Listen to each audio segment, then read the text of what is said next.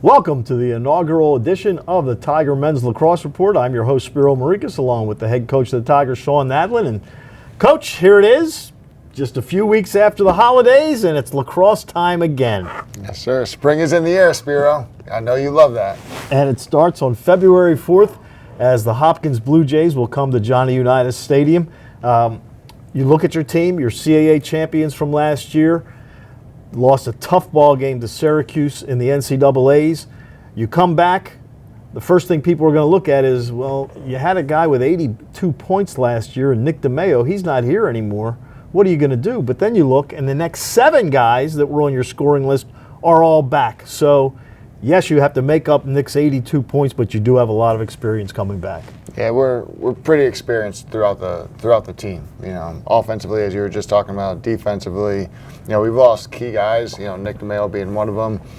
But again, we're going to be a little bit different. You know, with those guys and their skill sets and leadership having graduated, but that allows opportunity for some new guys or for some guys at sophomore, juniors that, you know, have been getting a little bit of a taste, you know, to be able to get out there and fill that role, you know, and be able to put their own kind of touch on it all. So it's been neat to see that happen and to see those guys really mature into who we are this year. You know, and the other thing is you look, face-offs, a lot of experience with Matt Constantinides, and then Luke Downs in the goal. So you know you've got a face-off guy you can trust, and you've got a goalie you can trust. That probably makes going into this season a little easier. Yeah, it kind of steadies you a little bit, you know, especially the goalie position. We're very fortunate. I think all of our goalies are very competitive. I mean, the fall was very competitive in regards to all of them playing well, all of them looking like they could step in and play for us. And I think that's helped push Luke to continue to make sure his game's sharp and dialed in, and they've all been very supportive of each other as well. And being able to have Matt and his consistency and his experience as well at the face-off X. I mean, he's been starting for us there since midway through his freshman year. To be able to have that, you know, in our back pocket, as well as him mentoring the guys underneath him is helping us be stronger. And then preseason All-American Mikey Weissauer, you know, he's considered one of the best midfielders in the country. I know you're very pleased that he's back.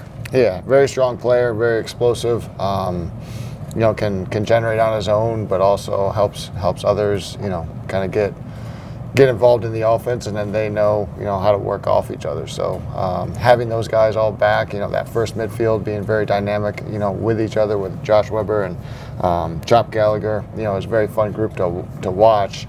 And then, you know, kind of figuring out the attack dynamics with, you know, Nick graduating has been interesting, and being able to see Mikey evolve as a person, you know, something that he's challenged himself as, and we've challenged him, is continue to grow as a young man, grow your IQ on the field and your skill set to be able to maximize, just like we do with all of our players, maximize what they can be as young men and players. You're about a week away from opening day. How much of your roster, of your lineup is set, and how much are there guys still competing for jobs?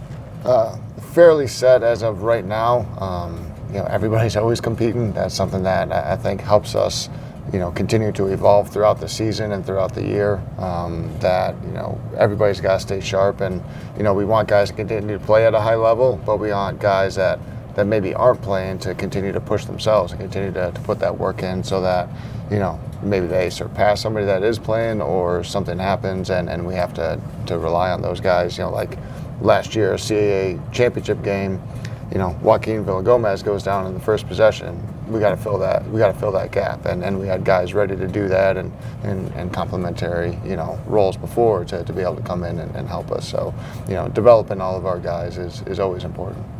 All right, opening day is February 4th at Johnny Unitas Stadium against your alma mater, Johns Hopkins.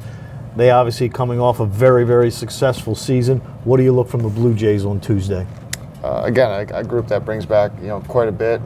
They got some transfers into the mix too, so we'll see how those guys fit in. They've gone heavy into the transfer portal. They're going to have some new pieces in different places as well, with some graduations. So we'll get to see them. They play Denver February 1st. So we'll get to see kind of who they have doing what for them and what they're trying to do. So that'll be a good opportunity for us to be able to evaluate that and scout that. They'll have a game under their belt, which is always helpful. We've had a couple good scrimmages and tough competitions there. It'll be getting out there and, again, getting our feet underneath us in the first real live game action and knowing what, kind of they are coming in as far as personnel and systems most likely to have that, to be able to attack. And I don't want to jump too far ahead, but it was announced last week that when you play Virginia in March, it's going to be in Houston. Mm-hmm. How did this all come about? Houston's kind of an odd place to play a lacrosse game.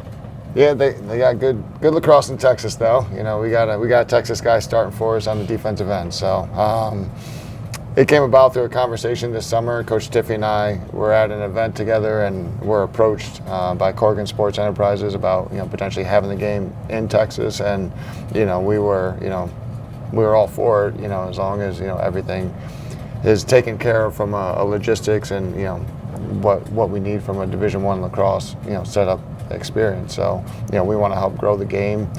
There is good lacrosse in Texas. Nick DeMeo coaching 10 minutes away from where we're going to play with his older brother and stuff at a high school down there. So there's going to be a lot of Texas lacrosse people there. There's going to be a lot of Towson lacrosse people supporting there as well. So it'll be fun to get down there and have a game in Texas and hopefully help grow the game for the young people in that area, as well as maybe the sport in general, and maybe some universities down there get excited about bringing lacrosse into Texas. Well, and if things go well, going to be two highly ranked teams playing in Houston on March the 8th. But the Tigers will open up the season February 4th against Johns Hopkins. We hope to see you all out at Johnny Unitas Stadium. So for the head coach of the Tigers, Sean Nadlin, I'm Spiro Marikas. Thanks for tuning in to another edition of the Tiger Men's Lacrosse Report.